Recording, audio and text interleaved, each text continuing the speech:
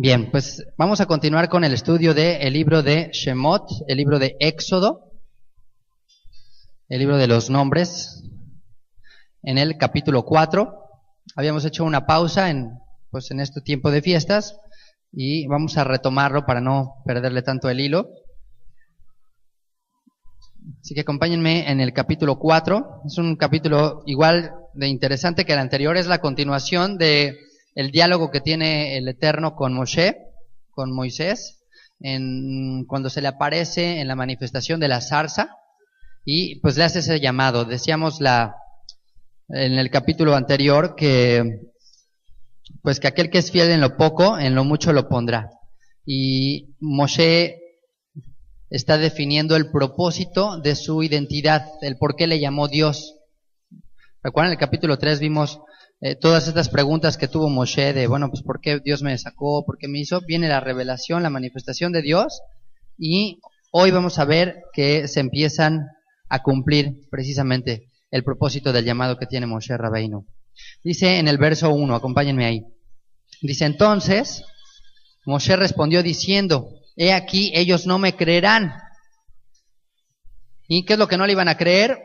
Pues de que había llegado el tiempo de la liberación, de que Dios había escuchado el clamor de su pueblo y de que entonces tendría que ir delante de Faraón y liberar al pueblo de Israel. Decíamos, ¿qué sería más difícil para Moshe?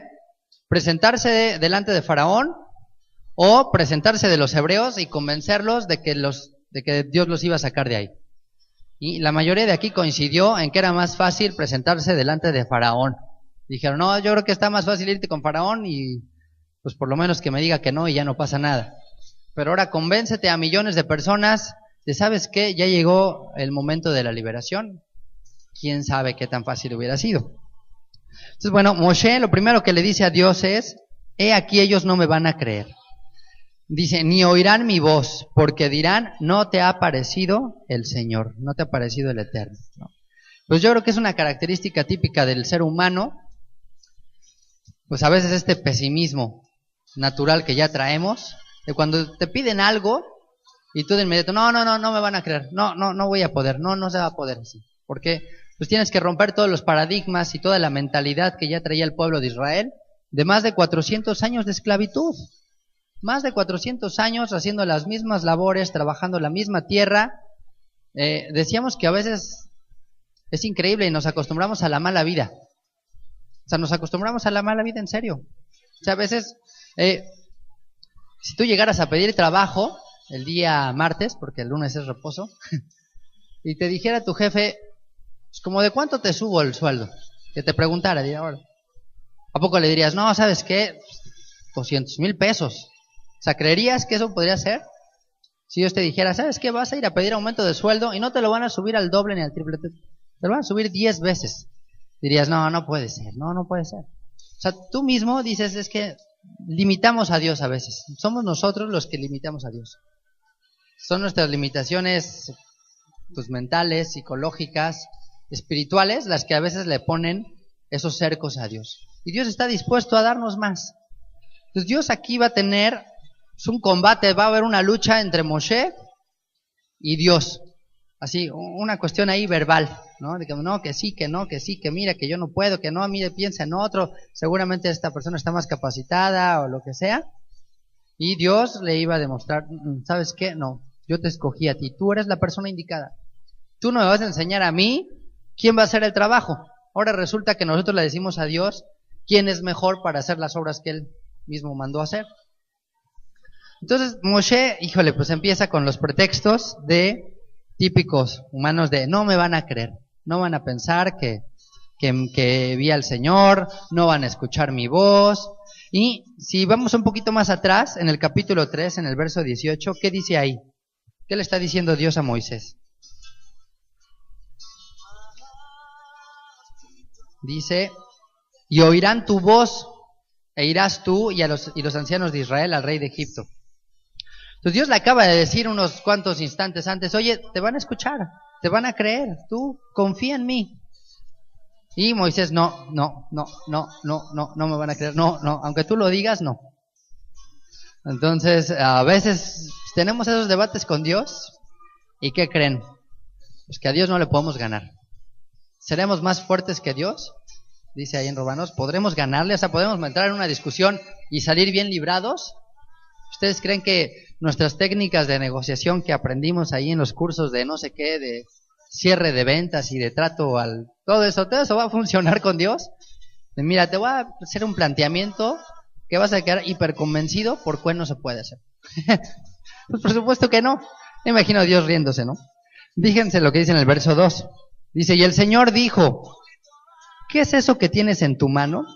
Entonces, fíjense, en lugar de que Dios se ponga ahí a debatirle que sí, que no, le hace una pregunta. Le dice, ¿qué tienes en tu mano? ¿Ok? Y él respondió, una vara. Él le dijo, échala en tierra, y él la echó en tierra y se hizo una culebra. Y Moshe huía de ella. Bien, se echa la vara y de repente, ¡bum!, es una serpiente. O sea, pues, se asusta ahí en el desierto. Pues posiblemente una serpiente venenosa. Yo creo que si huyó, sabía que era un peligro. O sea, sabía que era un peligro. Ese animal amenazaba a Moisés. Y lo extraordinario es lo que le dice después Dios. Y Moshe confía. Verso 4. Entonces dijo el Señor a Moshe, extiende tu mano y tómala por la cola. Ahora, si a mí me dijeran que tengo que tomar una serpiente que está aquí, venenosa, ¿por qué parte la tomarías? ¿Por la cola o por la cabeza? ¿Por qué por la cabeza? Porque pues ya que la agarraste de la cabeza, pues ahora sí, a ver si te puede morder. Pero si la tomas por la cola, es más, yo creo que casi a cualquier animal, si le agarras así la cola a un perro, pues te va a soltar la mordida. Si agarras una serpiente por la cola, se te va a voltear y te va a dar ahí un mordiscón. Pero Moshe confía en esta parte, se da cuenta de que hay algo extraordinario. O sea, dice, bueno, pues es lógico que estamos ante un evento que sobrepasa, ¿no?, la lógica, lo natural, de que una vara se convierte en una serpiente. Por lo tanto, Dios puede controlar todos esos eventos. Dios va más allá de nuestra lógica y de nuestra razón. Entonces, Dios le está demostrando aquí que Él está por encima de todos los factores de la naturaleza y de todos los factores de cualquier lógica humana.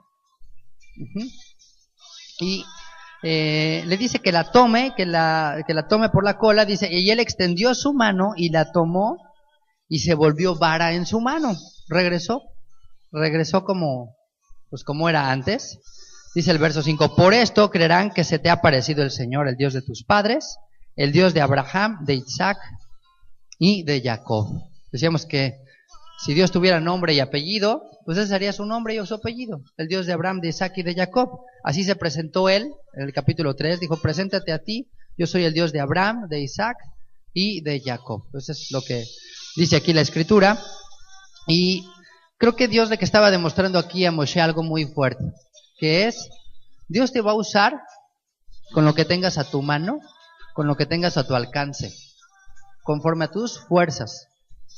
¿Qué era Moshe? ¿Cuál era su oficio? ¿A qué se dedicaba? Era pastor, ¿se acuerdan? De haber sido una persona, vamos a ver así, que estudió, por decir así, en Harvard, o sea, en la escuela de más prestigio del mundo, que en ese entonces era Egipto, se convirtió en algo que los mismos egipcios consideraban abominable, que consideraban de muy baja reputación, que era ser pastor. Dice que ellos ni siquiera se juntaban con los pastores porque era despreciable. A eso viajó Moshe, a convertirse en un cuate de doctorado, a ser así como pues hoy sería, no sé, un analfabeta o alguien que no sabe ni leer ni escribir, que no está en el estratus más bajo social. A eso lo quiso llevar Dios, porque pues la preparación que estaba teniendo Moshe era en su corazón, era en su espíritu. Y parte de esa preparación era todo esto que él está viviendo.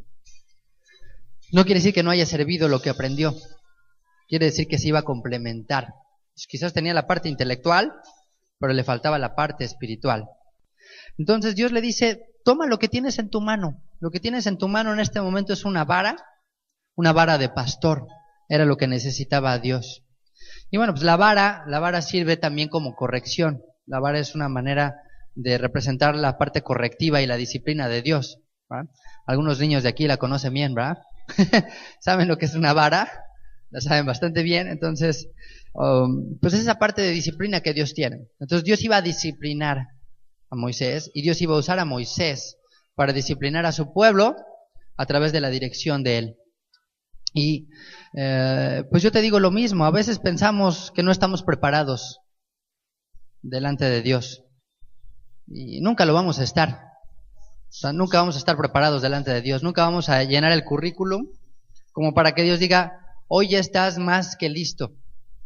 Lo que va a hacer Dios es tomarte donde estás y irte llevando a un nivel superior. Entonces, Moshe necesitaba vivir eso. Y parte de esa preparación era que él tenía que confiar en él delante de Faraón para lo que él iba a hacer.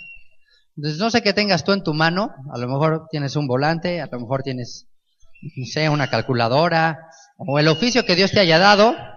Incluso como mamá dices, oye, lo único que tengo son biberones y pañales. Pues en eso te va a usar Dios. En eso te va a usar Dios. Veíamos que si no hubiera sido por la mamá de Moshe, Moshe no hubiera llegado a ser lo que él fue. Porque fue su mamá quien lo instruyó en los primeros años de su vida, quien le dio la base de la instrucción de la Torá. Y vimos que fueron las mujeres las que echaron a perder todos los planes de Faraón cuando él quería deshacer a todos los niños.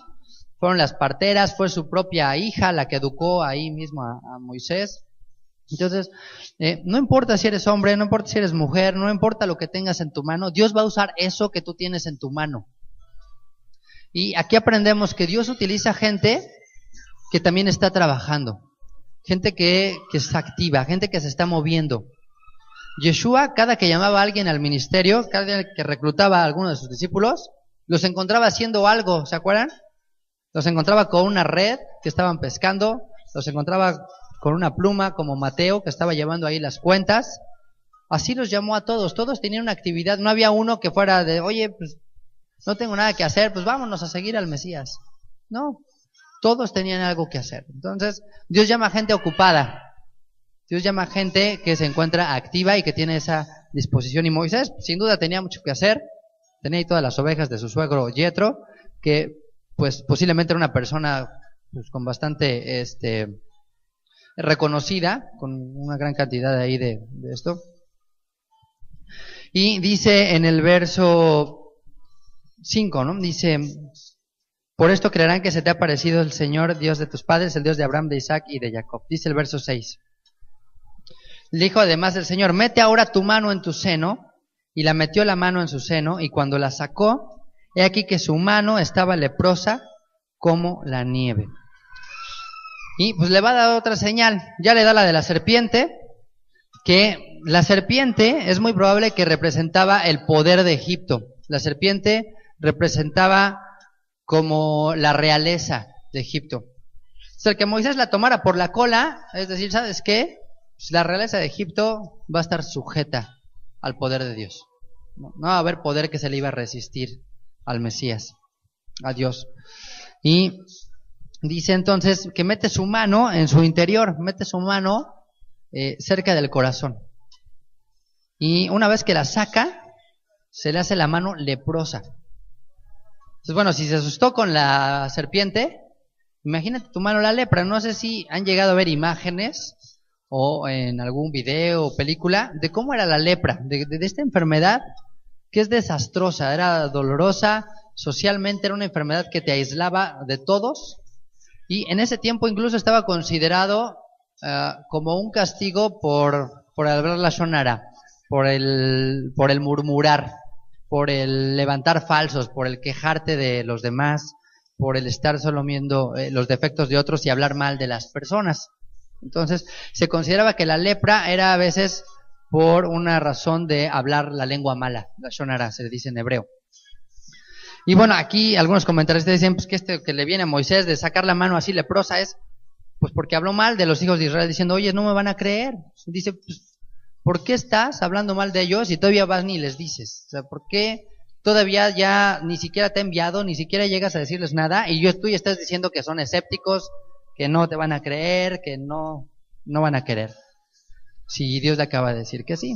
Entonces, imagínense la impresión, la lepra se consideraba que era incurable. O sea, era una enfermedad que te daba lepra y no solo te esperaba una muerte irremediable, sino una muerte lenta y dolorosa, una muerte muy difícil. La lepra era una enfermedad pues muy triste porque aislaba a las personas de su familia y de la sociedad, y nadie se le podía acercar porque era contagiosa.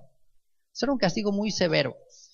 Pero se convierte en así en lepra cuando dice que mete su mano en el seno, cuando se acerca y cuando se pone su mano aquí cerca del corazón.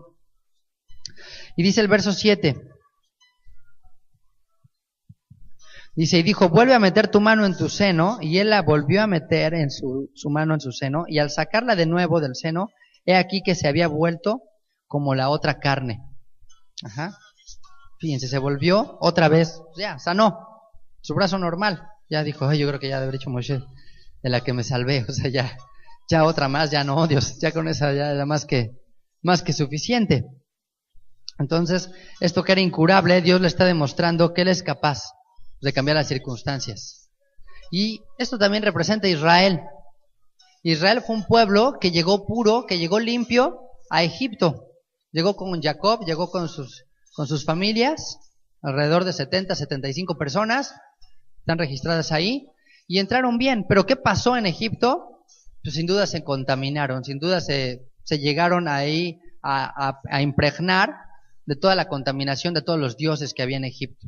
Y pues bueno, Dios le está demostrando que Él ahora iba a limpiar. El sacar esa mano y verla limpia y restaurada es, yo voy a restaurar a mi pueblo Israel. Y es algo que Dios está haciendo. Hay gente que aparentemente tiene una enfermedad incurable en el alma. Y ese pues es el pecado. El pecado te mata aunque no lo veas todavía, pero necesitas que alguien te limpie.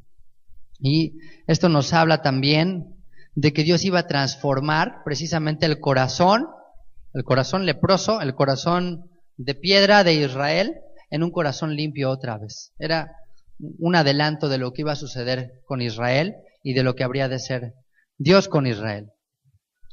Y le va a dar una tercera señal. Dice en el verso 8. Dijo, bueno, pues por si fuera poco estas dos señales, ahí viene una tercera señal.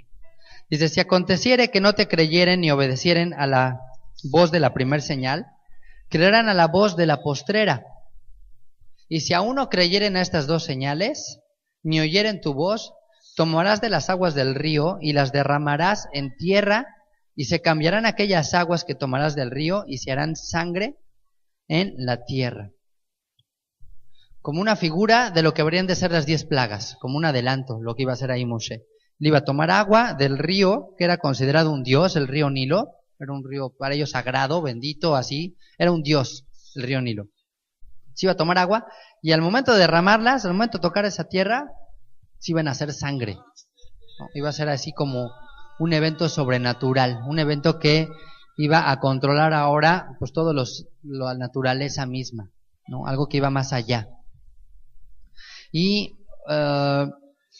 pues era muy importante esto, porque de acuerdo a la escritura dice que la sangre de los animales se debía de derramar en tierra. Cuando tú fueras a sacrificar un animal para comerlo, dice, la sangre debía de correr, la sangre debía de caer en tierra, como un símbolo de la limpieza y como un símbolo de que, bueno, pues la sangre inocente, la vida del hombre está en la sangre, de los seres está en la sangre. Entonces, si sabes qué, déjala correr, no la retengas, dale una muerte digna, o sea, permite que regrese a donde procedió la vida. Y pues precisamente el río Nilo, el río estaba bañado de sangre. ¿De qué sangre? De la sangre de todos los bebés, de la sangre de todos los niños que habían muerto por causa de la orden de Faraón. Entonces esto es una figura de que ahora la tierra iba a demandar la sangre que no había sido vertida en ella y que había sido vertida en el río de ese Dios. Entonces Dios le está diciendo a los dioses de Egipto, ¿sabes qué? Te voy a juzgar. Sobre ti se derramó sangre, esa sangre la voy a pedir de ti algún día.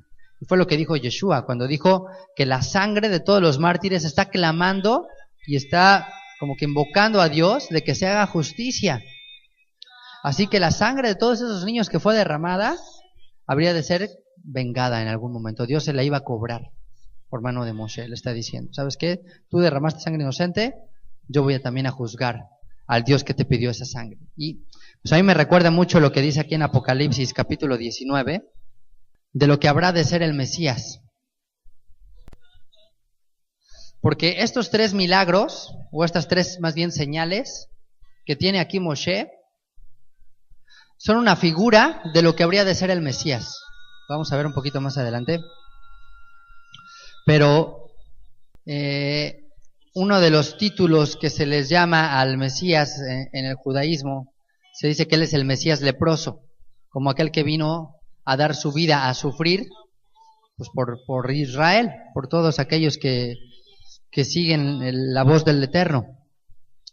Y que él mismo tomó esa maldición representado en la lepra, para que entonces nosotros pudiéramos ser limpios. De hecho, hay un pasaje muy interesante ahí en el Talmud donde se dice que está un rabino y le pregunta a otro, le dice, ¿cuándo vendrá el Mesías? Y le dice, ven, vamos a preguntémosle personalmente. Y entonces van donde están una serie de leprosos. Y le preguntan al Mesías, ¿cuándo es de venir? Y le dijo, hoy mismo. Y entonces cuando se va este hombre con el rabino, le dice, él me mintió porque dijo que vendría y no vino. Y dice ahí, en el Talmud, que le dijo, dice, hoy vendrá si quieres recibirlo. Dice, para aquel que le reciba. Dice, aquel que esté dispuesto, para él va a venir hoy, ese día, el Mesías. Entonces él regresará también, ahora no como ese Mesías leproso, sino como ese Mesías reinante. Y entonces aquí Moshe está preparando su regreso a Egipto, ya no como egipcio, ya no como pues el hijo de la hija de Faraón, sino como alguien que venía a traer una misión muy especial y muy particular, que es limpiar a los hijos de Israel de esas inmundicias, juzgar a esos dioses ajenos, a esos dioses de Egipto, y liberar a todos los israelitas. Juzgar a Faraón es decir, deja ir a mi pueblo. Fíjense lo que dice en Apocalipsis capítulo 19, en el verso 11. Dice, entonces vi el cielo abierto, y he aquí un caballo blanco, y el que lo montaba se llamaba Fiel y Verdadero. Y con justicia juzga y pelea. Sus ojos eran como llama de fuego, y había en su cabeza muchas diademas, y tenía un nombre escrito que ninguno conocía sino él mismo. Estaba vestido de una ropa teñida en sangre, y su nombre es el Verbo de Dios, ¿no? La Memra. En arameo se le llama Memra o Dabar. Entonces dice que esta ropa de la que va a regresar el Mesías está manchada, está salpicada de sangre por el Agar. Y hay otras referencias sobre esta descripción de lo que el Mesías va a regresar. Entonces Moisés va a llegar, y va a llegar ahora sí que con la sangre en la mano. Va a llegar con una muestra, ¿sí saben qué? Va a tomar las aguas del río Nilo y las va a derramar diciendo, la sangre de todos estos niños inocentes está clamando justicia. Así que algún día Dios también, por medio del Mesías, habrá de juzgar todas las injusticias que se han hecho en este mundo, sobre todo aquellos pequeños, pues que no se les hizo justicia en este mundo. Y pues será un momento muy fuerte. Así que por eso viene esta descripción también del Mesías, que vino como cordero, regresará como león, ¿no? Y entonces ahí sí dice en Génesis 49, pues que es como un león que se agazapa para lanzarse sobre la presa. Entonces, ay, nanita, ahí sí, cuidado porque ahora sí va a regresar y ya va a rugir. Y pues también es una manera que Dios está mostrando aquí, pues de que no se le iba a escapar una, de que Dios llevaba la cuenta precisa de lo que habría de hacer con todo lo que sucedió antes con Israel. Y dice en el verso 10, vamos a volver aquí a Éxodo, capítulo 4. Y bueno, yo creo que Egipto era un lugar de mucha hechicería, había constantemente ahí adivinos, brujos y que hacían sortilegios, ¿no? Si ustedes recuerdan, más adelante lo estudiaremos, ¿no? El pasaje donde se enfrenta precisamente a Aarón y Moshe, a estos magos de Egipto, de Faraón, y ellos también convierten las varas en serpientes. Entonces era muy común que esto se diera, pero este evento esta última señal que está haciendo Moshe, o que haría Moshe, pues ya sería contundente para demostrar la superioridad, ¿no? Sobre todos estos magos y sobre todos estos adivinos. Más adelante en la escritura, en la Torah, en la ley, Dios les dice que no deban de temer a los agüeros y a los adivinos y a todos esos encantadores. Les dice, ¿sabes qué? No tengas temor de eso. Porque hay un Dios que está por encima de todas esas cosas. Entonces, también nos enseña Dios que, ¿sabes qué? No tengas miedo de las manifestaciones sobrenaturales aparentemente que el hombre puede hacer. Porque Dios está contigo y está mucho más allá de todas esas experiencias y todos esos fenómenos que se llegan a dar. Y dice el verso 10, entonces dijo Moshe al Señor, fíjense, después de todas estas pruebas, pues ya cualquiera diría, oye, ¿sabes qué? Ya me convencí, o sea, ¿sabes qué? Pues ahora sí voy con todo, ¿no? Si ya estoy viendo que pues, el agua se va a transformar en sangre, pues ¿cómo no? Pero, ¿cuál es la respuesta de Moisés? Ay, Señor, nunca he sido hombre de fácil palabra, ni antes, ni desde que tú hablas a tu siervo, porque soy tardo en el habla y torpe de lengua. Así, ¿qué les parece la respuesta de Moisés? Ya que vio todo eso, dijo, ay Dios, pero ¿qué crees que? Pequeño detalle, que no se me da eso de hablar con la gente, soy muy penoso. Y aquí la palabra implica, cuando dice tardo y torpe, podría implicar que balbuceaba, ¿no? O sea, que era así como que... o que tartamudeaba también, que a lo mejor Moshe también era alguien que era tartamudo. Curiosamente también Pablo, dice que Pablo, el apóstol, dice que tampoco era muy elocuente, o sea, que él no era una persona, pues que no era quizás un gran orador, es lo que el mismo Pablo dice. Yo, pues como que me cuesta trabajo creérsela. Pero bueno, Pablo mismo dice también, y aquí Moisés, pues ustedes pueden imaginarse a Moisés, aquel que recibió la Torá, aquel que instruyó a millones de personas, que vio todos los milagros de Dios, al que Dios le reveló pues parte de la interpretación de toda la Torá, y que se sentaba y que juzgaba a todo el pueblo. Dice, no, sabes que yo soy malísimo. Y bueno, pues a mí me da un poco de contentamiento este verso, porque me da esperanza, porque yo también siempre he pensado, digo, es que no se me da, pero precisamente el descalificativo que estaba haciendo Moshe de sí mismo, era justo lo que lo hacía la persona perfecta para la misión. Porque era el prototipo de lo que Dios estaba buscando en todo Israel. Moshe está representando a Israel. Él es la representación de Israel. ¿Y por qué escogió Dios a Israel como nación? ¿Por qué lo tomó como pueblo? Dijo, ¿por qué te voy a sacar? Porque dijo que eran pequeños, porque eran débiles, porque no eran gente muy capaz, porque no era así, wow, no era el non plus ultra de toda la sociedad. ¿Qué dice en 1 Corintios capítulo 1? Me gusta mucho este pasaje. Vamos a leerlo juntos. Vamos para allá. 1 Corintios capítulo 1, en el verso 25. Es más, vamos a leer desde el verso 20. Dice, ¿dónde está el sabio? ¿No? ¿Dónde está el jajam? ¿No? Diría ahí. ¿Dónde está el escriba? Dice el apóstol. Dice, ¿dónde está el disputador de este siglo? ¿No ha enloquecido Dios la sabiduría del mundo? Pues ya que en la sabiduría de Dios, el mundo no conoció a Dios mediante la sabiduría, agradó a Dios salvar a los creyentes por la locura de la predicación. Porque los judíos piden señales, los griegos buscan sabiduría, pero nosotros predicamos al Mesías crucificado. Para los judíos ciertamente tropezadero y para los gentiles locura. Mas para los llamados, así judíos como griegos, el Mesías poder de Dios y sabiduría de Dios. Porque lo insensato de Dios es más sabio que los hombres, y lo débil de Dios es más fuerte que los hombres. Así que Dios está buscando este tipo de personas débiles, insensatas.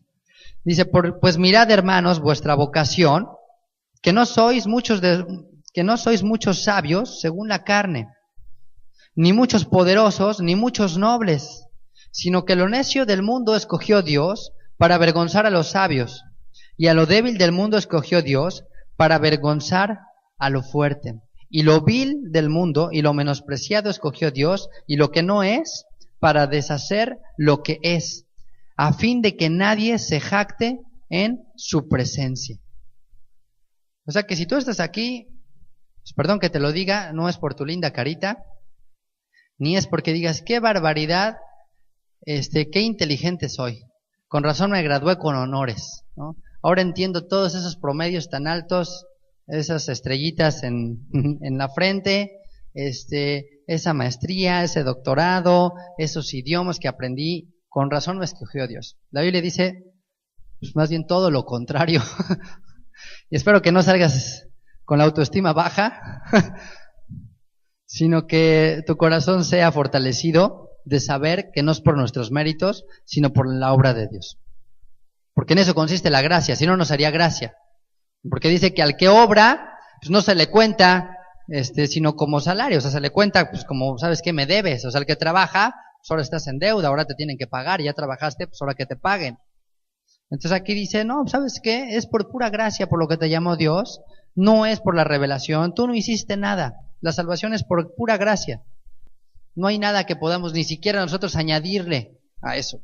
Lo único que va a hacer Dios es perfeccionarnos, buscar perfeccionarnos día a día y usar esas debilidades precisamente para avergonzar a los que se creen sabios de este mundo. Así que Moshe, al intentar descalificarse, él solito se está calificando. Porque aquí hay un factor muy importante.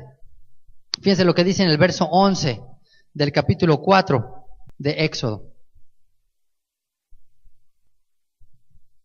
Nuevamente Dios no le vuelve a discutir el argumento de Moshe, no le dice, oye, sí es cierto, no me había dado cuenta que eres que eres bien tartamudo. No, pues en la vida no vas a poder hacer nada, ¿eh? No sé ni cómo te casaste.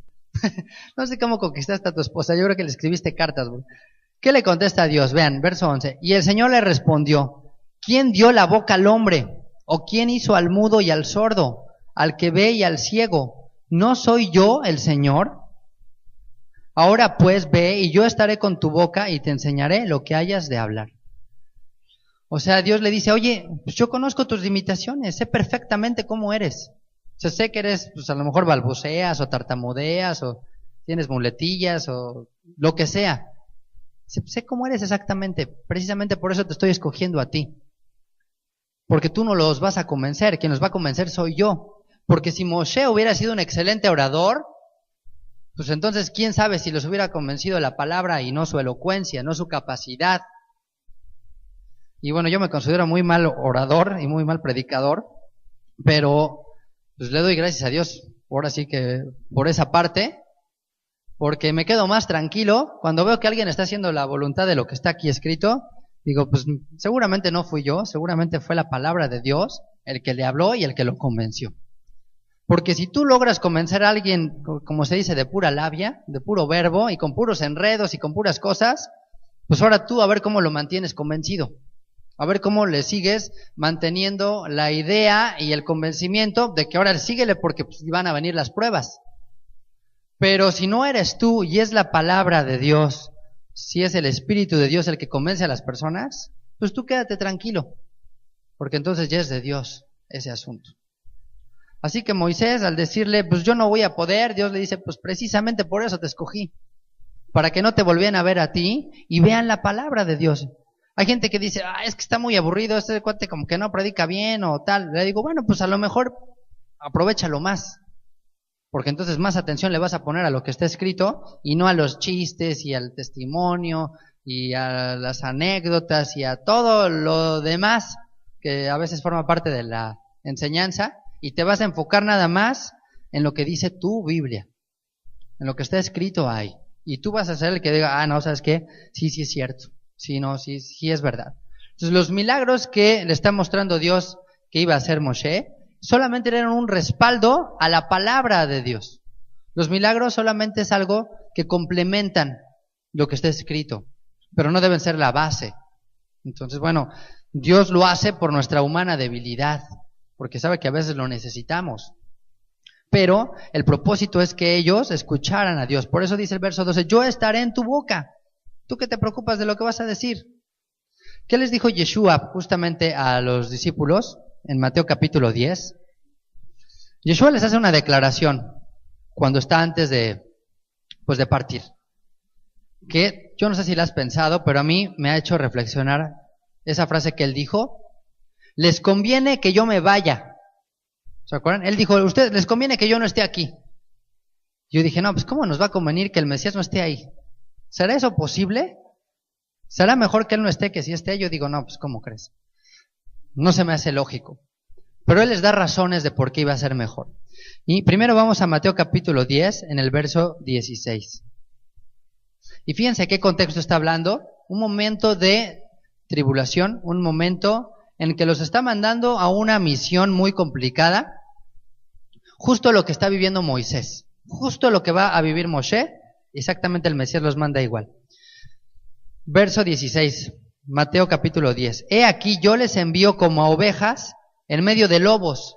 ¿Cómo creen que se iba a sentir Moisés ahí en palacio, así entrando hasta mero palacio de Faraón, ahí en el trono de Faraón? Es así como que en la boca del lobo ahí, como ovejas en medio de lobos, dice Yeshua. Dice, aquí yo les envío como ovejas en medio de lobos, sed pues prudentes como serpientes y sencillos como palomas. Guardaos de los hombres, porque os entregarán a los concilios y en las sinagogas los azotarán, y aún ante gobernadores y reyes seréis llevados por causa de mí, para testimonio a ellos y a los gentiles. Mas cuando os entreguen, no se preocupen por cómo o qué hablaréis. A ver, dice, no te preocupes tanto por la cuestión intelectual, por toda la parte así de, hijo, es que no me acuerdo de cuál era la palabra en el Strongs del hebreo, cuál era la 1847 y la raíz. Dice, no te preocupes por eso no va a ser tan importante. Ya cuando estés ahí a la mera hora de la prueba, eso no va a ser lo más importante, te aseguro. Dice, verso 18, y aún ante gobernadores y reyes seréis llevados por causa de mí, para testimonio a ellos y a los gentiles, mas cuando se entreguen no se preocupen por cómo o qué hablaréis, porque en aquella hora os será dado lo que habéis de hablar. Fíjense, te va a ser dado lo que tú vas a decir. Dios va a poner tus palabras en ese momento ahí en tu boca, de lo que tú hayas de decir en ese momento. Quizás lo que haya de poner Dios en tu boca es, guarda silencio. A lo mejor es lo que Dios pone ahí, pues cállate, ahorita no digas nada. Y a lo mejor, ¿sabes qué? Te va a soltar y la vas a lanzar ahí completita. Entonces, no, sabes que esto y esto y esto y esto, así está la Torah. Y así dice la Biblia, y así dice Dios, y así es como debe de ser. Entonces Dios dice, aquí le está diciendo Yeshua, Dios va a poner eso en ti. La preparación más importante para un momento así, como el que estaba por vivir Moisés, no era la parte intelectual, sino era la parte interior, era la preparación de carácter, era la preparación en tu corazón. ¿Y cómo se preparó Moisés para ese momento? Pues 40 años siendo pastor de ovejas, ¿no? Haciendo un reacomodo de todo lo que él había vivido, reinventándose a sí mismo, tomando en consideración la esencia de la vida, de lo que era importante. Seguramente pasaba muchísimo tiempo en oración. Si estás en el desierto con las ovejas, pues ¿con quién platicas? ¿Con quién hablas ahí? ¿Te echas un diálogo con la oveja? O sea, sacas ahí tu celular y te pones a jugar. ¿O qué haces ahí en el desierto? Puras ovejas y tú solo ahí. Pues orar. ¿Quién está ahí contigo? Pues Dios, nada más. Entonces, ¿qué hacía constantemente Moisés? Estar orando. Y entonces, ahora sí, cuando llegó la hora de enfrentarse a esas adversidades, estaba listo para esa parte. Dice por último aquí en el verso 20 de Mateo capítulo 10, dice, porque no sois vosotros los que habláis, sino el Espíritu de vuestro Padre que habla en vosotros. El Espíritu de vuestro Padre es el que habla en vosotros. Así que va a ser la Ruach HaKodesh, como se le llama en hebreo, lo que habría de hablar. Y en Juan 14, que es lo que les decía acerca de que Yeshua dijo que les convenía que se fuera, él también va a decir que va a ser el Espíritu. Juan 14, 26 dice, mas el Consolador, el Espíritu Santo, a quien el Padre enviará en mi nombre, Él les enseñará todas las cosas y les recordará todo lo que yo les he dicho. Entonces, bueno, pues tú preocúpate por leer tu Biblia, Dios te la va a hacer recordar. Pero preparémonos espiritualmente para los momentos de adversidad. Y bueno, a lo mejor lo estoy viendo demasiado dramático, a lo mejor dices, oye, cálmate, o sea, tampoco no es como para que ya... No, a lo mejor dices, no voy a ir delante del faraón. Pero bueno, a lo mejor vas a estar delante, pues no sé, a lo mejor de tu jefe, o de tu suegra, o de o de alguien ahí complicado en tu vida, y necesitas hablarle, y necesitas palabra, y a veces no es la cuestión intelectual, a veces eso estorba. Lo que necesitas es tener la convicción y el poder del Espíritu en tu vida. Y Moisés lo tenía. Él no lo sabía todavía, pero estaba en su interior. Y yo te lo digo a ti, el Espíritu de Dios está en ti. Lo único que necesitas es creerle a Dios. No confías en ti. Si no confías en ti, qué bueno. Moisés tampoco confiaba en él mismo, por lo que se ve. Confiaba en Dios. Ese fue el problema de Pedro. ¿Se acuerdan? Pedro tenía una autoestima impresionantemente alta, demasiada confianza en sí mismo, más bien, ¿no? La caída de Pedro empezó cuando dijo, yo no te voy a negar, aunque todos estos debiluchos se echen a correr y te nieguen, yo voy a dar mi vida por ti.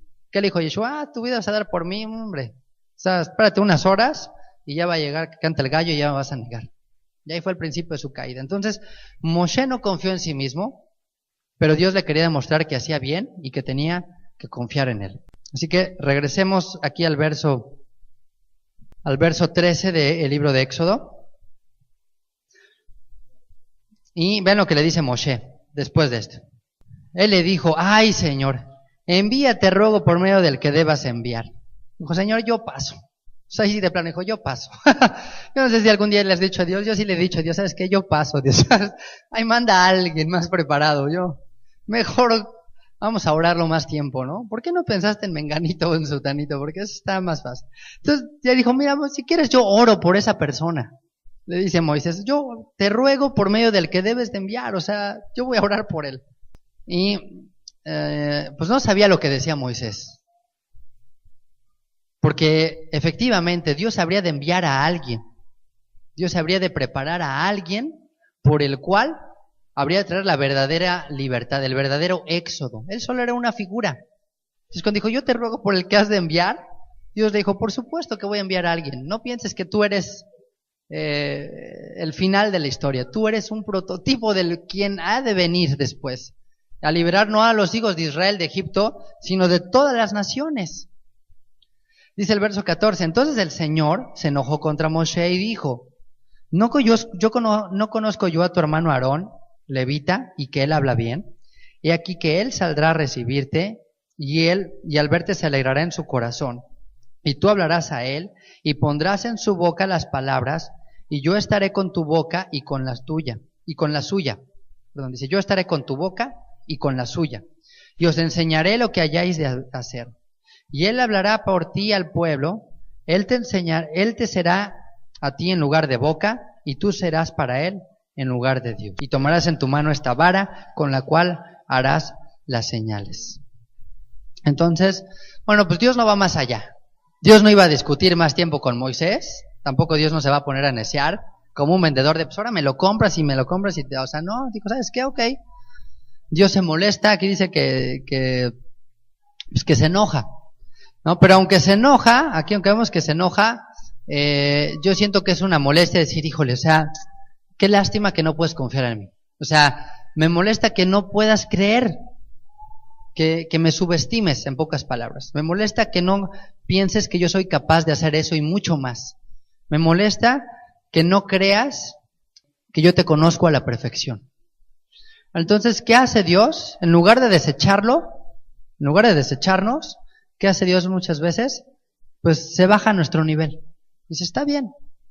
Dios es un Dios de paciencia, Dios es un Dios de misericordia, y dice, ok, no te preocupes, no te voy a llevar más allá de donde tú creas que no puedas. Por eso dice Dios que no nos va a poner en una prueba, dice la carta de los Romanos, más de lo que podamos soportarlo. Entonces dice, ok, si piensas que no puedes soportar eso, ok. Yo pues sé que lo podrías hacer tú, pero pues te voy a armar ahí un equipo de ministerio para que te eche la mano y no estés solito y no te sientes ahí solo. Y dice, bueno, ok, vamos a poner a alguien de tu confianza. Yo conozco a tu hermano Aarón, que también es levita, que también tiene un llamado, y pues él va a hacer. Dicen los comentarios rabínicos que por esto mismo Moisés quedó desechado del sacerdocio y que Aarón fue llamado a esa misión, a esa función. Entonces, pues que se invirtieron los papeles, que ahora Moisés iba a ser el levita y Aarón iba a ser el sacerdote. Entonces Dios, como diciéndole, bueno, yo te voy a llevar hasta el nivel que tú quieras llegar. Yo te podría llevar hasta lo máximo, hasta lo sumo, hasta donde tú quieras. Pero si tú crees que no, pues bueno, pues está bien. Así que pues a veces nosotros le ponemos límites a Dios y Dios dice, oye, pues ¿por qué te limitas? O sea, tú puedes llegar más lejos. O sea, si yo te estoy diciendo que yo te voy a llevar, que yo lo voy a hacer, no te veas a ti, veme a mí. No veas tus circunstancias, ve lo que yo puedo hacer por ti. Y pues bueno, Dios con esa paciencia y con esa misericordia le dice, está bien, vamos vamos a llevar a Aarón. Y bueno, Aarón sería alguien que también, viéndolo desde el punto de vista humano, pues tendría mucho mayor empatía con sus hermanos hebreos, porque Aarón vivió ahí, creció ahí, pues era parte del mismo pueblo que estaba esclavizado. Pues consideraba seguramente Moisés, pues es que a mí no me van a escuchar, oye, así ya llegó el Junior, ¿no? O sea, como si no, oigan, yo conozco sus aflicciones, pues ¿cuáles aflicciones? Si tú te la pasaste en el palacio, ¿no? 40 años, todo el día ahí, y ahora resulta que ya, mucha empatía con los demás. En cambio, Aarón, pues él sintió, dijo, no, pues a él sí lo van a escuchar, Aarón sí va a entender las circunstancias y lo van a escuchar, lo van a considerar. Y dice el verso 17, tomarás en tu mano esta vara con la cual harás las señales, ¿no? Y bueno, por último, le está diciendo que él iba a ser como la autoridad, ¿no? Le dice, tú vas a ser Dios para él, ¿no? Estamos en el verso 16, dice, y él hablará por ti al pueblo, y él te será a ti en lugar de boca, y tú serás para él en lugar de Dios. O sea, tú vas a ser como autoridad para Aarón. Entonces, a pesar de que Aarón era mayor que Moisés, se tendría que sujetar a la autoridad precisamente de Moshe, aunque él era más chico. Y dice el verso 17, tomarás en tu mano esta vara con la cual harás la señal. Entonces, vamos a ver que esto de la vara se repite varias veces en este pasaje y a lo largo de la historia de Moisés, como que si imaginamos a Moisés, si no es con las tablas de la Torá, pues es como que con una vara, o sea, es como que su símbolo, ¿no? de Moisés. Y fíjense que aquí la palabra vara viene de una palabra hebrea que es maté, que significa tribu también. Y esta palabra tiene varias acepciones. Puede significar tribu, puede significar vara en el sentido de vara para corregir, que no es lo mismo que un cayado. También se podía traducir como cayado, también se podía traducir como cetro. Cuando dice que Judá, ¿se acuerdan que él dejó empeñado como su cetro? O báculo, más bien era como un báculo, que era líder, que era gobernante, es la misma palabra. Entonces, esta vara era un báculo, era un cetro, y también se utilizaba como lanza, es la misma palabra que se utiliza como para lanza, como algo que iba a ser lanzado, arrojado, como para dar en el blanco. Y es bien interesante porque esta misma palabra también se traduce como hijo. Y entonces aquí nos dice, ¿qué representa esta vara? Esta vara representa también al Mesías, representa al Hijo de Dios. Entonces, ¿qué fue lo primero que le pasó a esta vara? Se convirtió en serpiente. ¿Qué le dijo Yeshua a Nicodemo? Como fue levantada la serpiente en el desierto, así es necesario que sea el Hijo de Dios levantado en este desierto. ¿Para qué? Para hacerse maldición. ¿Qué representa la serpiente? Representa el pecado. Y también representa, decíamos, Egipto. Entonces, ¿qué hizo Yeshua? Se hizo pecado por nosotros, se hizo maldición por nosotros. Él cargó la maldición de todos nosotros y él tomó un atuendo, en sentido figurado, egipcio, hoy en día delante de todo el mundo. Hoy Yeshua no lo pueden ver sus hermanos judíos porque tiene una imagen que no es lo mismo que le sucedió a Yosef, que se hizo pues como egipcio y ya no lo reconocían. Entonces esta vara representa al Mesías que se hace maldición por nosotros, pero que habría de ser restaurada, que habría de ser vuelta otra vez, ahora sí, ¿a qué? A convertirse en un cetro, en un báculo con el cual iba a gobernar a las tribus, que es la misma palabra, y pues, a todos los hijos de Dios, todos los demás. Entonces esta maldición, esta serpiente, se iba a convertir en un cetro por el cual el Mesías habría de gobernar. ¿Okay? Y dice en Juan capítulo 2 también, y es muy interesante porque todos los milagros que hace Yeshua, dice que son señales. Dice, este principio de señales hizo Yeshua en Caná de Galilea y muchos creyeron en él. Dice Juan capítulo 2. Entonces cada milagro que hacía Yeshua era una señal que apuntaba a algo más. Y todos los milagros que aparecen en Juan son una figura de lo que habría de ser Dios en la restauración de todas las cosas y de la casa de Efraín. Entonces dice aquí, tomarás en tu mano esta vara con la cual harás las señales. Entonces el Mesías, todas las señales que habría de hacer era para apuntar a la redención y a la restauración. Y Yeshua mismo se iba a convertir en una señal. Él mismo dijo, cuando levantares al Hijo del Hombre, entenderán quién soy yo, que Dios me ha enviado. Así que esta vara representa al Mesías, que se convierte en serpiente, se convierte en esto. Y incluso al convertirse la mano en lepra, uno de los títulos que toma el Mesías en el judaísmo se le conoce como el brazo de Dios. Cuando dice, no se ha cortado el brazo del Señor para redimir, el brazo del Señor lo hará, el brazo del Señor es el que va a alcanzar. En el Seder, en el orden de Pesaj, en el judaísmo, ven que se pone un plato, se pone un hueso, que ese hueso se le llama el brazo de Dios. Pues ese hueso de cordero, pues es el brazo de Dios, que representa pues, a Yeshua, que representa al Mesías para nosotros, ¿no? Entonces cuando le dice, tomarás con la mano y harás estas señales, y esa mano se convirtió en lepra, es lo que le habría de suceder al Mesías, con tal de que nosotros saliéramos de Egipto. Él se hizo leproso para sacarnos de Egipto, para que cuando tú veas la mano de Dios leprosa digas, wow, o sea, yo debía de estar ahí, y esta señal es ¿para qué? Para que confíe en Él y yo pueda salir de Egipto. Y todas estas señales se le dan a Moshe, ¿no? Como una figura de lo que habría de ser el Mesías. Y dice el verso 18, entonces, dice, así se fue Moshe, y volviendo a su suegro Yetro, le dijo, iré ahora y volveré a mis hermanos que están en Egipto, para ver si aún viven. ¿No? Finalmente, pues como que acepta, ¿no? Ya la misión que tenía que cumplir, acepta el destino, toma más confianza Moisés, y le avisa, ¿no? Le avisa a su suegro, ¿sabes qué? Pues voy a regresar a esta misión. Dice, y Yetro dijo a Moshe, ve en paz, ¿no? Ve con shalom.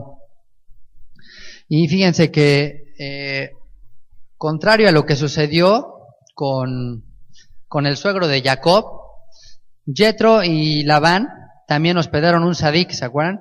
Los dos tenían puras hijas, y el que llegó de visita se casó con una de ellas, ¿no? Bueno, Jacob se casó ahí con dos, y luego ya le dieron otras dos. Aquí Moisés no hizo lo mismo, nada, se casó con una.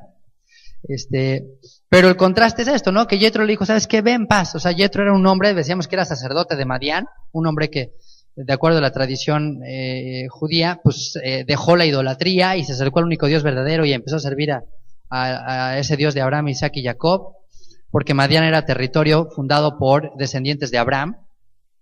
Y le dice, ve con shalom, ve en paz, ¿no? O sea, él no resiste lo que humanamente cualquiera diría, no, ¿cómo crees que estás haciendo? Es una locura. O sea, ¿cómo vas a ir con Faraón? O sea, estás viendo cómo los están tratando y tú te quieres ir ahorita para allá, no, o sea, es que estás, pero bien loco. ¿Qué le dice? ¿Sabes qué? Ve con shalom, ve en paz. O sea, tienes un llamado, ve por él. Ve a él, acude a él. Peor sería si no fueras con él. No tendrías shalom, no tendrías paz. Si te quedaras aquí conmigo y ya, pues aquí te la vivieras tranquilamente, te la campechanearas toda tu vida. Ya no le faltaba nada a Moisés. Ya había vivido muchas cosas en su vida, ya tenía la vida resuelta, tenía pues, un suegro que era creyente, que ya le daba de su parte de lo que era su negocio, pero pues, le dice Yetro, ve, o sea, ve en paz, no te preocupes. Dice el verso 19, dijo también el Señor a Moshe en Madián, ve y vuélvete a Egipto porque han muerto todos los que procuraban tu muerte. Entonces Moshe tomó su mujer y sus hijos y los puso sobre un asno y volvió a tierra de Egipto. Como también Moshe, como dice, tomó también Moshe la vara de Dios en su mano, ¿no? Vuelve a hacer el énfasis de que toma la vara otra vez. Así como que dice, la vara era algo que no se le olvidaba, así como no sale sin el celular, pues Moisés no salía sin la vara, ¿no? Bueno, después de los milagros que vio, dijo, esta no se me olvida, ¿no? Esta vara, por cualquier cosa, aquí la tenemos lista. Entonces no se le olvidaba la vara porque representaba pues esa presencia de Dios, el Mesías en él. Y curiosamente le dice Dios, ¿no? Que ya habían muerto los que procuraban su muerte, y toma el asno y se suben y se van, ¿no? Lo mismo pasa con el Mesías, ¿se acuerdan?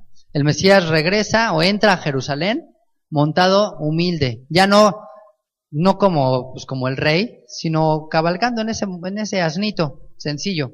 Y así regresa Moisés, ya no iba como el príncipe de Egipto y todo, ya otro Moisés totalmente diferente, ¿no? Ya un Moisés de acuerdo a la voluntad de Dios. Y también así como Yeshua no se le permitió regresar a Israel, sino hasta que murieron los que lo querían matar. ¿Se acuerdan? Le dicen a José, le avisan, ¿sabes qué? Ya se murieron los que procuraban la muerte del niño, ya regresa, ya podía regresar. Y Moisés también regresa igual a cumplir una misión de redención. Dice el verso 21. Y dijo el Señor a Moshe, cuando hayas vuelto a Egipto, mira que hagas delante de Faraón todas las maravillas que he puesto en tu mano, pero yo endureceré su corazón, de modo que no dejará ir al pueblo. Y dirás a Faraón, el Señor ha dicho así, Israel es mi hijo, mi primogénito. Y bueno, aquí se podría preguntar cualquiera, oye, pues qué injusto está haciendo Dios. Si Él mismo lo endurece, pues para que no deje ir al pueblo, entonces ¿por qué lo juzga? ¿No? O sea, como que podría ser así de, oye, qué mala onda. Si Dios te endurece y luego dice, ahora te voy a juzgar por endurecerte.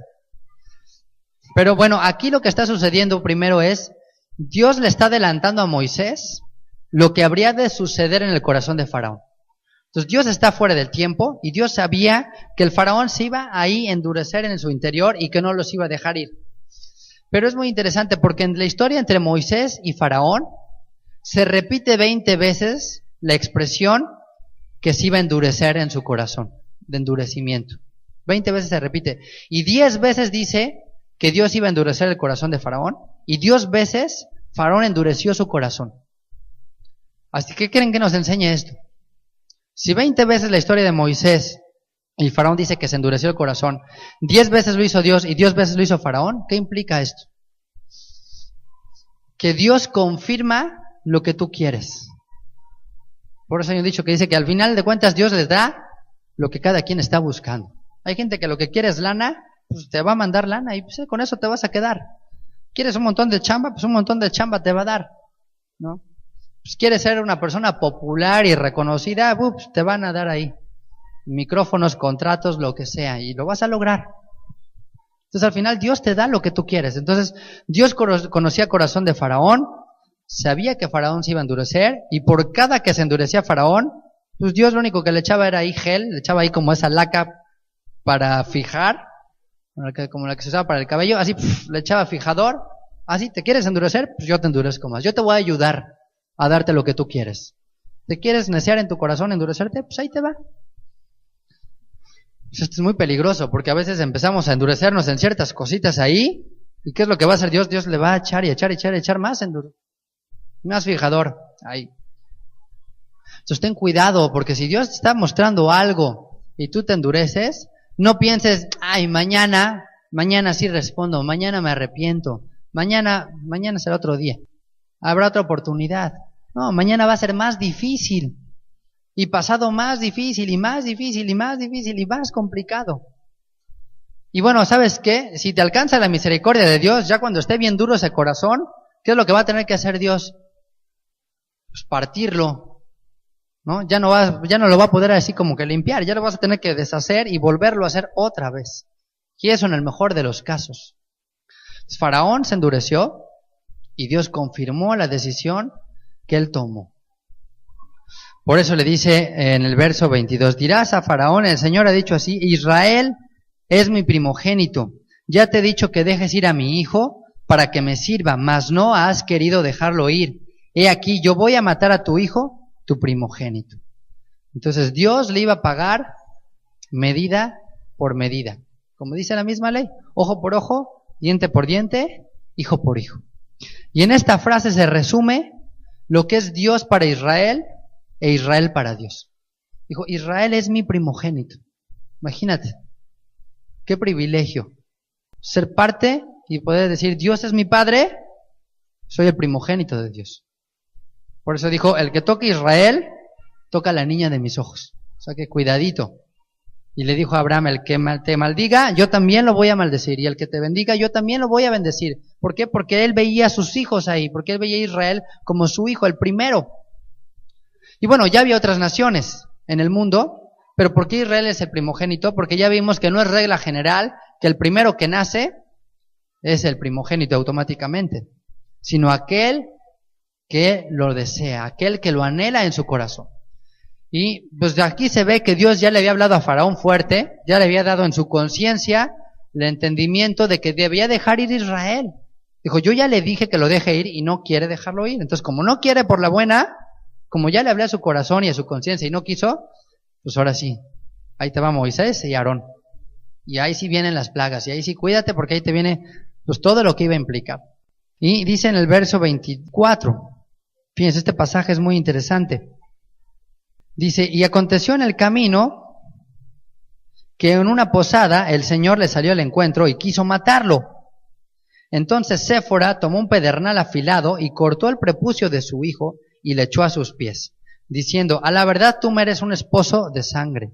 Así le dejó luego ir, y ella dijo, esposo de sangre a causa de la circuncisión, que en el hebreo se le llama Brit Milá, que es el pacto del corte. Ese es Brit Milá. Bueno, pues esto nos habla de la importancia que tenía el Brit Milá, y pues increíble, pero cierto, el mismo Moshe Rabbeinu no había circuncidado ni a su propio hijo, ni a sus hijos los había circuncidado, así que si se te pasó en algún momento circuncidar a tus hijos, pues no te sientas tan mal, porque, pues bueno, a Moisés se le pasó. Ahora, a Moisés se le pasó, pero ve lo que le pasó. Se le aparece el Señor, o a través de algún ángel, a través de algún malaj, ¿y qué dice? Que quiso ser Dios, lo quiso matar. O sea, primero lo manda a una misión importantísima y le dice, no, sabes que tienes que ir y tienes que hablar, tú vas a liberar a mi pueblo, y después, nada, todavía ni siquiera llegan y ya está Dios matándolo. Y bueno, ya habíamos platicado con la escena de la zarza, que Dios es fuego consumidor. O sea, que con Dios no se juega.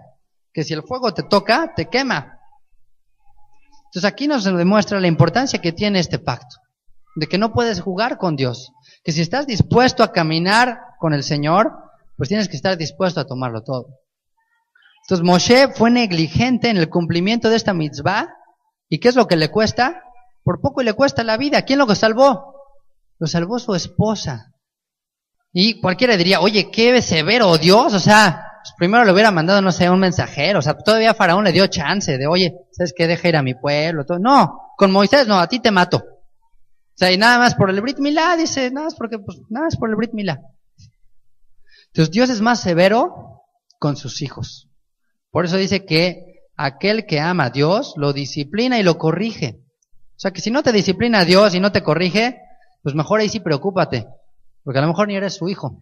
Entonces, tú lo que quieras, pues a mí no me importa, pues no es mi hijo. Que haga lo que sea. Pero Moisés dice, acaba de decir, Israel es mi primogénito. ¿Cómo mi primogénito? ¿Cómo mis primogénitos van a estar incircuncisos? Porque el Brit Milá, la circuncisión es el pacto, es la señal del pacto con Dios. Es el que tú estás en un contrato con Dios y eso te compromete a ambas partes. Eso te identifica como ser parte del pueblo. Ya hemos platicado acerca de la importancia de la circuncisión y que la circuncisión del corazón pues no iba a sustituir la circuncisión de la carne. Yo creo que si Moisés estaba circuncidado de corazón, pero aquí dice, ¿sabes qué? No te la voy a perdonar. Y no se la iba a pasar. Y ¿sabes qué? A veces así es Dios. A veces tú puedes ver de, oye, o sea, ¿cómo es posible que estos cuates están transgrediendo todo lo que se les ocurre? Y yo por una cosita Dios no me la pasa, o sea, Dios no me la perdona, o sea, a mí me trata, pero parece que durísimo, o sea, como que ni parece que soy su hijo, no, más bien al revés. Precisamente eso demuestra que eres su hijo. Y por eso contigo te trata muy diferente y muy especial, con una disciplina súper fuerte. Entonces, pues aquí es Séfora la que toma así un pedernal y fúmbale, le corta y el prepucio al niño y se lo avienta ya a los pies del ángel o de Moisés. Y sabes que pues eres un esposo de sangre, o sea, por poco nos cuesta la vida esto, porque en un libro que se llama el libro de Jaser, que es un libro muy antiguo, se dice que el ángel no solo quería matar a Moisés, sino quería matar al bebé, quería matar al niño también. Entonces Séfora dijo, no, ¿sabes qué? Pues esto nos va a costar la vida a todos. Y pues qué pena, o sea, la verdad qué pena que sea la mujer la que tenga que salir a dar la cara delante de Dios y decirle, ¿sabes qué? Pues mi esposo no lo puede hacer. Pues lo voy a tener que hacer yo. O sea, y a veces nuestra esposa nos tiene que saltar. Tristemente se los digo, a veces nuestra esposa tiene que tomar decisiones que nosotros como varones y como sacerdotes de nuestro hogar tenemos que tomar. Y pues ahí anda la mujer haciendo cosas que ni debería de hacer. Pero la responsabilidad del Brit Milá, por ejemplo, con los hijos, es del varón, ¿no? O sea, ese es un mandamiento que recae la consecuencia en el hijo, pero pues, lógicamente si el bebé tiene 8 días, pues no lo va a hacer por sí mismo. Tenemos que hacerlo nosotros. Y no solo eso, sino muchos otros mandamientos. Entonces la responsabilidad es de la cabeza de la casa. Y pues yo les hago un llamado a que reflexionemos en esto. A que reflexionemos no solo en el pacto del Brit Milá, porque esa es la señal, sino que si estamos cumpliendo nuestro papel, o va a tener que salir nuestra esposa un día ahí a hacernos, como se dice ahí, ponerse delante así de, no, espérense, no lo maten, yo entro aquí. O sea, la esposa ahí con el pedernal y todo ahí defendiéndonos, porque nos va a matar Dios. O sea, qué pena, la verdad, eso. Y pues yo lo veo constantemente en las congregaciones, siempre hay muchísimo más mujeres que hombres, ¿no? Y los hombres andan por otros lados, y la mujer la que está ahí bien aplicada y estudiando y tomando sus apuntes y todo, y el hombre por allá, papaloteando. ¿Y saben qué? No debería de ser. Yo creo que lo que sintió Moisés después de esto, pues fue vergüenza. Y Séfora se lo reclama, le dice, ¿qué? Eres un esposo de sangre, o sea, por poco nos matas. Y pues ahora sí que con justa razón. Entonces, a veces tenemos problemas en casa porque no estamos cumpliendo nuestro rol y nuestro papel. Y porque estamos dejando que nuestra esposa haga cosas que no debería de hacer. Y que Dios es muy claro y dice, esto es para ti, esto es tuyo. Y bueno, hay gente que me dice, ¿sabes qué? Es que es muy caro la circuncisión. Y yo les digo, ¿sabes qué? Pues sí es caro. Pero ¿sabes qué? Puede ser más caro no tenerlo. Y ¿sabes qué? Yo preferiría hacer todo lo posible que ponerme en una situación así. Porque bueno, aquí es muy obvio, es muy visible lo que sucedió a este momento. Pero ¿quién dice que espiritualmente no estás el día de hoy con un cuchillo ahí en la garganta?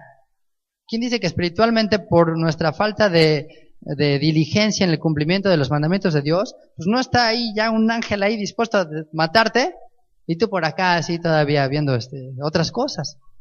Entonces puede ser cara la circuncisión, puede ser más cara no tener. Y aquí pues yo creo que Moisés aprendió la lección de, ¿sabes qué? Pues como sea, pero mejor obedezco a Dios. Porque ahorita pues te podrá costar no sé cuánto, pero el día de mañana no sabes lo que te puede costar. Así que si lo estás pensando, pues vuélvelo a pensar y vuélvelo a considerar en la Torá, porque pues acabamos de pasar Pesaj, ¿no? Y uno de los requisitos de Pesaj precisamente es el Brit Milá, es la circuncisión, ¿no? Y cuántas veces pasaron años y años y años y años y años y Pesaj y Pesaj y Pesaj y bueno, nos circuncidamos, ya estábamos ahí. Y Dios te dice, no, ¿sabes qué? No dejes para mañana esto, te puede salir muy peligroso. Yo no sé qué tan peligroso, pero Moisés estuvo a punto de costarle la vida. Y creo que también esto nos enseña, ¿sabes qué? Nadie es irreemplazable para Dios. O sea, ni el mismo Moisés era irreemplazable para Dios. O sea, yo creo que si una de las personas de la historia del Tanaj, dices, alguien que sí es irreemplazable, pues es Moisés. O sea, si se moriría Moisés, pues ¿quién iba a ocupar su lugar? O sea, a ver quién iba a sacar al pueblo de Israel. Pero Dios dijo, ¿sabes qué? Hoy te llamo, mañana te quito. No hay ningún problema, o sea, no crees que te necesito. Y esto habla también de que no justifica el que tengas la misión más importante de tu vida, el que tú cumplas en tu casa primero, el que tú cumplas con los tuyos. Le dijo Pablo, ¿no? En otro sentido también, muy parecido a Timoteo, dice, el que no provee para los suyos y mayormente para los de su casa, es que un incrédulo ya ha negado la fe. Entonces, antes de querer salvar el mundo entero y salir ahí a liberar a todas las ovejas de Egipto y de todo, primero checa si en tu casa estamos cumpliendo. Si estás cumpliendo tu papel como sacerdote, como líder, como varón, y ya después vas y sacas a todos de Egipto y les revelas todas las cosas que Dios tiene, ¿no? Porque esa es una prioridad, ¿no? Y me recuerda la historia, no sé si algún día se las llegaron a contar en la escuela o algo así, de el reino que se perdió por un clavo, ¿no? De un hombre que, más o menos lo recuerdo así, tenía que llevar un mensaje para salvar el reino, para salvar un reino. Y toma el caballo y sale de ahí del castillo con el mensaje más importante por el cual iban a acudir todos los soldados y a rescatarla. Y cuando va saliendo, le dice uno de los herreros de la caballeriza, le dice, oye, ¿sabes qué? Espérate tantito, lo frena y le dice, déjame ponerle a la herradura del caballo le falta un clavo. Dice, déjame poner, me tarda un minuto. Dice, no me tardo nada. Dice, nada más se lo pongo. Le dice, ¿qué? Me estás deteniendo, dice, está el reino en juego y tú me quieres detener por un clavo. Dice, claro que no, vámonos. Y se arranca y se va todo galope.